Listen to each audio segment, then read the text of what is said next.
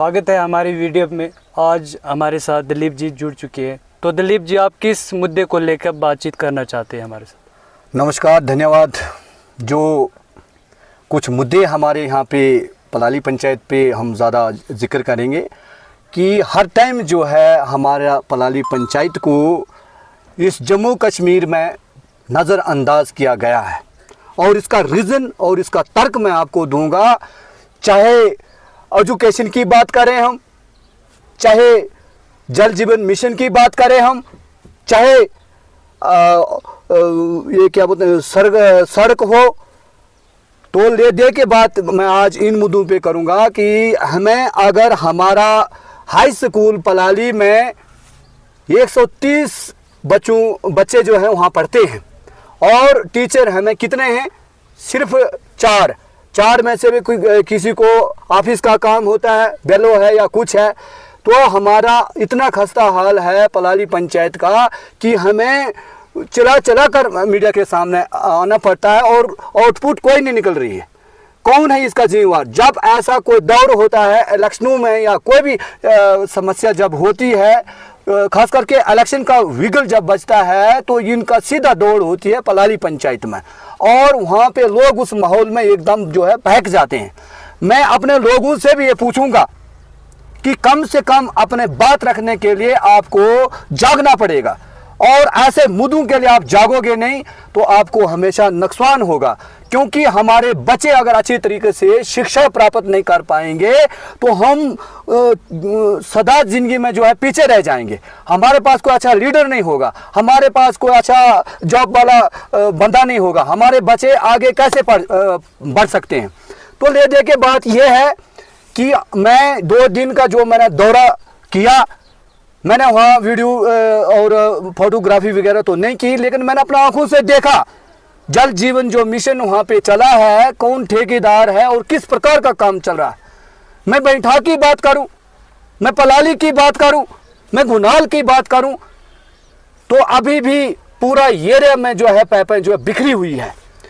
तो अफसोस मुझे ये होता है कि वहाँ हौज का काम लगा है और हौज का काम भी इतना स्लो स्पीड में चला है कि उसको मुझे लगता है कि 4 साल से लेकर 10 साल भी लग जाएंगे, लेकिन कंप्लीट नहीं होगा। तो यही चीज़ है कि बार बार हमारा पलाली पंचायत को नज़रअंदाज क्यों किया जाता है। इसका किसी के पास अगर जवाब है तो जवाब दें। हमारा रोड जो है वो चर्चों में रही, पूरा जम्मू कश्मीर के मीडिया में रही, वो मसला पूरा देश में चला। आज मैं फिर उन लोगों से पूछना चाहता हूं जो इसमें चाटुकार लोग हैं, उनसे पूछना चाहता हूं कि कितने चाटुकार करोगे आप, कितना लोगों को बेवकूफ़ बनाओगे? हमारा रोड कहाँ छुपा है? हमारा एजुकेशन, चलो अगर रोड नहीं भी मिलती है तो हमारा एजुकेशन स्ट्रांग करो। हम हकों की बात करें, जहां आज तक हेड मास्टर नहीं है, 3 मास्टर हैं और 50 इनरोलमेंट है, उसमें से भी मैंने आपको पहले ही बताया कोई बेलों का काम कर रहा, कोई सरकारी काम कर रहा है, तो कैसा चलेगा? इस हिसाब से हम दावे से कहते हैं और चिल्ला के कह रहे हैं कि हमारा पलाली पंचायत को सियासी तौर पर नज़रअंदाज किया जाए। देखिए जी, आप कह रहे हैं कि वहाँ पे सियासी तौर पे हमें इग्नोर किया जा रहा है, तो आप बताएं वहाँ पे सियासत कौन चला रहा है? सियासत जो है, सियासत कमज़ोर लोगों के ऊपर या शरीफ लोगों के ऊपर सियासत जो है हमेशा खेली जाती है। और सियासत का रीज़न मैं बताऊंगा कि वहाँ चंद चाटुकार लोग जो है उन्होंने सिर्फ किसी की तारीफ करना सीखा है और किसी की आलोचना और अपने लोगों का समस्या को लेकर कभी एडमिनिस्ट्रेशन के सामने नहीं आए और कभी भी जिम्मेवार अपने लोगों के सामने वो बात नहीं रखी है। तो सियासत कौन कर रहा? सियासत को आप समझो, सियासत कौन कर रहा? वही चाटुकार लोग वहाँ पे बैठे हैं। कोई बाहर दिल्ली कश्मीर से नहीं आ रहा या जम्मू कश्मीर से नहीं आ रहा, सियासत करने वाले लोग भी वहीं बैठे हैं। और इस पार्टी में वो जो चिल्ला के बात करते हैं, जिनका फर्ज बनता है, कोई कहता है मैं फलाना प्रेसिडेंट हूँ, ढींगा हूँ, ये हूँ, क्या हो आप सिर्फ इलेक्शन के वो जैसे स्पीकर और माइक होते हैं ना, वैसे हैं।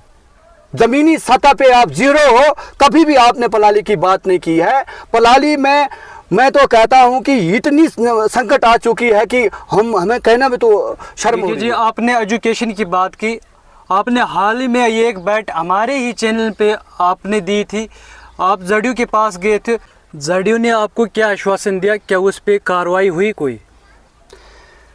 जी कार्रवाई क्या हुई कि इसकी टोपी उसके सर, उसकी टोपी उसके सर। बोलने का मतलब है हमारे ही टीचर, हमारे ही बच्चे, समझो गुनाल से उठाया और हाको से उठाया, जोड़ दिया हाई स्कूल पलाली में। क्या इनके पास पूरे टीचर स्टाफ कहीं इन्होंने ट्रेनिंग पे भेजा है क्या?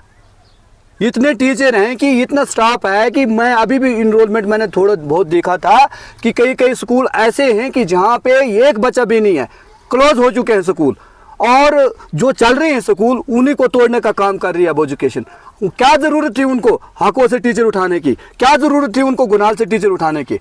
पहले ये बात बोलना था, मतलब सोचना है ना कि आप एक स्कूल जो फंक्शन है वो चल रहा है, आपके पास एक स्कूल में अगर 10 लड़के हैं तो टीचर कम से कम 8 है, वहाँ से उठाना था। तो ये चीज़ें जो है मैंने आपको पहले बोल दिया कि इसका टोपी उसका सर, उसका टोपी उसके सर, तो ले दे के जो है हमें बेवकूफ़ बनाया जा रहा है। हमें ये अब अपने जनता से मैं अपील करूं कि हमें जागना पड़ेगा, हमें ये चीज़ें अपने खाते में नोट करनी पड़ेगी कि हम लोग कहाँ से लूज हो रहे हैं। हमें शास्त्र के शिकार नहीं होना है, हमें अपना विकास देखना है, हमें अपने ऐसे चीज़ों पे नज़र डालनी है जो चीज़ें हमारे लिए ज़रूरी है। बाकी यहाँ बर्फ़ में भी एक टीम आई थी, रस्सी लेकर, फीता तो था ही नहीं उनके पास, रोड कहाँ से नापनी थी, लेकिन रस्सी से भी नाप हुआ रहा। बर्फ में हाथ में लाठी और रस्से से, और कुछ बेवकूफ़ उसमें भी कहते हैं सुनील साहब जिंदाबाद। बहुत ही दुख होता है, कितना आप शास्त्र के शिकार हो गए। मैं अपने पंचायत के लोगों से पूछना चाहता हूं कि कितने आप शास्त्र के शिकार हो गए। आगे भी अगर इसी किस्म के आप शास्त्र के शिकार होते जाओगे, आपका एजुकेशन तबाह हो जाएगी, आपका जो जल जीवन मिशन जो चल रहा है, पानी भी आपको नहीं मिलेगा। कम से कम आप अपनी आवाज़ मजबूती से रखो, चाहे डीसी साहब की बात हो, चाहे कोई भी कोई संतरी मंत्री की बात हो, वहाँ तक आप अपनी बात पहुँचाओ। बाकी जय हिंद, जय भारत।